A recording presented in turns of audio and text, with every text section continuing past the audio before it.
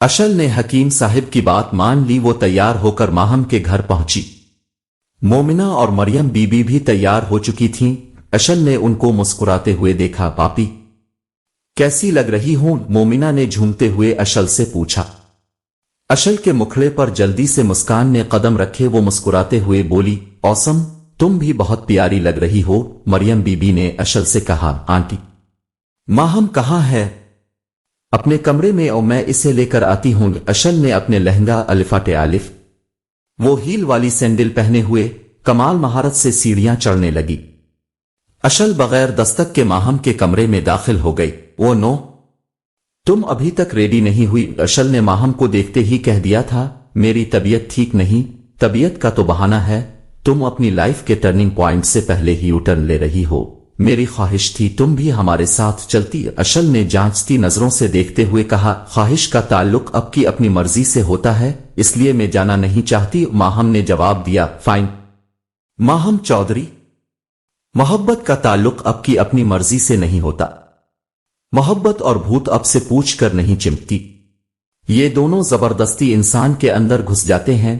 اشل نے اپنا نقطہ نظر پیش کیا، بھوت بنجر مکانوں میں گھر بناتے ہیں اور محبت خالی دلوں میں بسیرا کرتی۔ میرے دل پر شمون کے نام کی رجسٹری ہو چکی ہے، ناجائز قبضے کو رجسٹری کا نام مت دو۔ دل اور خالی پلاٹ میں فرق ہوتا ہے۔ ماہم چودھری، من کے محلے میں سارے پلاٹ من کی مرضی سے ہی ٹرانسفر ہوتے ہیں۔ اشل مسلسل ماہم کو دیکھے جا رہی تھی۔ ماہم نے اسے دیکھا تو اپنی نگاہوں کو جھکا لیا۔ اشل پھر سے مسکراتے ہوئے بولی، میں نفرت کے ڈر کی وجہ سے نہیں جا رہی تھی، تم محبت کی وجہ سے انکاری ہو۔ تم مانو یا نہ مانو، محبت کا بھوت تمہاری اندر گھس چکا ہے۔ ماہم کے چہرے پر سنجیدگی بڑھ گئی جسے اشل نے محسوس کر لیا تھا۔ اشل نے ماہم کی سنجیدگی کو ختم کرنے کے لیے بات بدلی، بھوت کو انگلش میں کیا کہتے ہیں؟ گوسٹ۔ ماہم نے مختصر سے جواب دیا، یہ انگلش بھی عجیب زبان ہے۔ پیار، عشق، محبت کا ایک ہی مطلب بتاتی ہی یہ بھی کوئی بات ہے؟ تین لفظوں کا مطلب صرف ایک، محبت لفظوں کی قید سے آزاد ہے۔ سمجھنا چاہو تو ناممکن، یہ ہمارے اندر ہی ہوتی ہے، بھوت کی طرح اندر گھستی نہیں۔ ہم آسی باہر تلاش کرتے رہتے ہیں۔ تمیری جیسے جنس مخالف کے درمیان کسک اور حوص کو ہی محبت سمجھتے ہیں۔ اشل، تم مجھے ایک بات کا جواب دو، حکیم چچا اور عروسہ چچی سے زیادہ تمہیں کون محبت کر سکتا ہے؟ حارث بھائی بھی تم سے محبت کرتے ہیں، ان کی محبت تمیری والدین سے زیادہ وہ ہو ہی نہیں سکتی۔ حیرت ہوتی ہے مجھے ان لڑکیوں پر جو اپنے والدین کا گھر چھوڑ کر کسی کے ساتھ بھاگ جاتی ہیں۔ ماہم نے سنجیدگی سے جواب دیا، نائس، ویری نائس، محبت پر دو تو فرسٹ پرائز تمہیں ہی ملے گا۔ تم صرف اتنا بتاؤ تم ہمارے ساتھ چل رہی ہو کہ نہیں؟ اشل نے پوچھا۔ نہیں، ماہم نے خشک لہجے میں جواب دیا، اوکے بائے۔ اشل زور سے کمرے کا دروازہ بند کرتے ہوئے غصے سے چلی گئی۔ 300 کے قریب مردوزن موراجیم کے گاؤں سے ماڈل ٹاؤن لاہور جانے کے لیے تیار ہوئے تھے۔ ان میں سے کافی ساروں نے بلقیس سے اپنے مالکوں کی تعریفیں سن رکھی تھیں۔ مزمل نے بلقیس کو کہا تھا وہ جتنے لوگ لا سکتے ہیں لے آئیں۔ بلقیس نے اپنی طرف سے بھی بہت سارے مہمانوں کو مدعو کیا تھا۔ سارے مہمان بخیر و عافیت شادی حال پہنچ گئے۔ ولیمے کی دعوت کے دوران شمائل کی مشتاق آنکھیں مزمل کے دیدار کے لیے بے قرار تھیں۔ وہ ستارہ کے تانے سوان سوان کر تنگ آ گئی تھی۔ کھانا کھانے کے دوران ہی آخرکار اس نے تنگ آ کر بازلہ سے پوچھ ہی لیا، مزمل نظر نہیں آ رہا؟ یہ بازلہ اس کی بے تکلفی سے پوچھے ہوئے انداز پر مسکرا دی۔ چند لمحے اس نے شمائل کو غور سے دیکھا، پھر بولی، تم مزمل بھائی جان کا پوچھ رہی ہو؟ شمائل نے اپنی پلکوں کو ہاں میں جنبش دی۔ مزمل بھائی اسلام آباد گئے ہیں، بازلہ نے جواب دیا اور اپنی ہنسی چھپاتے ہوئے آگے بڑھ گئی۔ تم تو کہتی تھی وہ تمیری آگے پیچھے گھومے گا، ستارہ نے فرنی کھاتے ہوئے ہی کہہ دیا۔ شمائل نے کھا جانے والی نظروں سے ستارہ کو گھوری ڈالی جو میٹھا کھاتے ہوئے بھی کڑوی باتیں کر رہی تھی۔ اشل خود جا کر ممتاز بیگم سے ملی اور اپنا تعارف کروایا۔ السلام علیکم، میر انام اشل ہے۔ اشل ممتاز بیگم کے پاس دوسرے صوفے پر بیٹھ گئی۔ وعلیکم السلام، میں نے پہچانا نہیں بیٹی، تم کون ہو؟ ممتاز بیگم نے متجسس ہو کر پوچھا۔ نیلم اور نعمان کی بیٹی اشل۔ اشل نے نورانی مسکراہٹ کے ساتھ آگاہ کیا۔ ممتاز بیگم نے اشل کے وجیہہ راخن روشن کو فصاحت سے دیکھا اور کافی دیر دیکھتی رہیں۔ ماشاء اللہ، ماشاء اللہ، आदेर मेरे पास आओ। अशल पास आई तो मुमताज बेगम ने इसकी पेशानी चूम ली। अशल का सारा खौफ हुआ हो गया। इसे मुमताज बेगम से मोहब्बत की सूंधी सूंधी खुशबू आई। वो सोच रही थी मोहब्बत का एक ही बोसा ला ताल्लुकी की गहरी खाई पर पाल बना देता।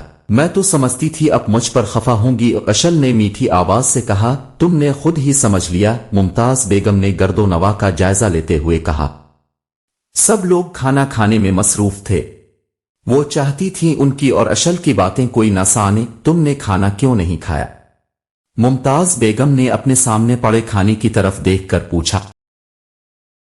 आपी, कल शादी में मजा आया ना? मोमिना ने पराठे का नवाला मुंह में डालते हुए माहम से पूछा। हूं, माहम ने अपनी कलाई की खराशें देखते हुए जवाब दिया। सफेद पट्टी इसने फजर की नमाज का वजू करते वक्त आतार दी थी। ये तुम्हारी कलाई पर किया हुआ है? मरियम बीबी की जैसे ही नजर पड़ी इसने चाय का कप मेज पर रखा और फिक्रमंदी से माहम की कलाई देखने लगी। कुछ नहीं अमुजी, गिर गई थी, चूड़ियां टूट कर लगी हैं। माहम ने इत्मीनान से बताया। और तो कोई चोट नहीं आई? मरियम बीबी ने जल्दी से पूछा। अमुजी, अब नाश्ता करे, मैं बिल्कुल ठीक हूं। माहम ने मुस्कुराते हुए अपनी मां को तसल्ली दी। अमुजी, आपी की शादी शमून से मत करें, वो अच्छा लड़का नहीं है। मोमिना ने चाय का घूंट लेते हुए कहा। मरियम बीबी और माहम ने एक दूसरी की तरफ देखा। मरियम बीबी तो खामोश रही मगर माहम बोल पड़ी। मोमिना, देखो तुम्हें कितनी बार समझाया है। अबू जी ने यह निस्बत तय की थी और मुझे किसी कीमत पर भी उनकी जबान का पास रखना है। दूसरी बात, शमून तुमसे बड़ा है, इसे भाई कहा करो। माहम ने शिगुफ्तगी से मोमिना को समझाया। भाई, नाश्ता तैयार है, नीचे आ जाएं जल्दी से। बाजिला आई, इत्तला दी और चली भी गई। मुजम्मिल आईने के सामने खड़ा हुआ टाई बांध रहा था। उसने अपना बरीफ केस अलिफाटे आलिफ और डाइन हाल की तरफ चल दिया।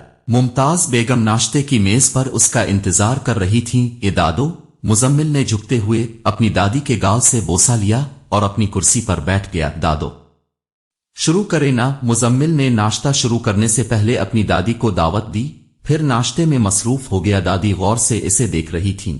सफर पर जा रहे हो, गुस्सा भी नहीं करोगे और अपना मूड भी ठीक रखोगे? मुजम्मिल ने नाश्ते से तवज्जो अपनी दादी की तरफ मबजूल की। शादी कर लो, दादी ने रानिधी हुई आवाज के साथ कहा और काफी देर मुजम्मिल को चश्म उल्फत से देखा। सहेली, परेशान ना हो, माहम अपने मंगेतर को बिल्कुल पसंद नहीं करती। वो तो अपने मरहूम बाप की जबान का पास रखे हुए है। वो कहती है मैं शादी से कभी इनकार नहीं करूंगी और ना ही आंटी मरियम को करने दूंगी। अशल ने अपनी तरफ से तशफ़ी देने की पूरी कोशिश की लेकिन मुमताज बेगम आदास ही थीं। अशल बेटी, जमाना बारा नहीं होता, वो लोग अच्छे बारे होते हैं। मैं गलत थी, मैं 25 साल से जमाने को ही बारा कह रही थी। 25 साल बाद भी जमाना तो ठीक ही है। अब माहम को ही देख लो, अपने मरहूम बाप की जबान का कितना पास है इसे। तुम इसको ये रिश्ता खत्म करने के लिए कभी मजबूर मत करना। हाँ, इसके हक में जो बेहतर हो उसकी दुआ जरूर करना। मैं मुजम्मिल के लिए दुआ करूंगी।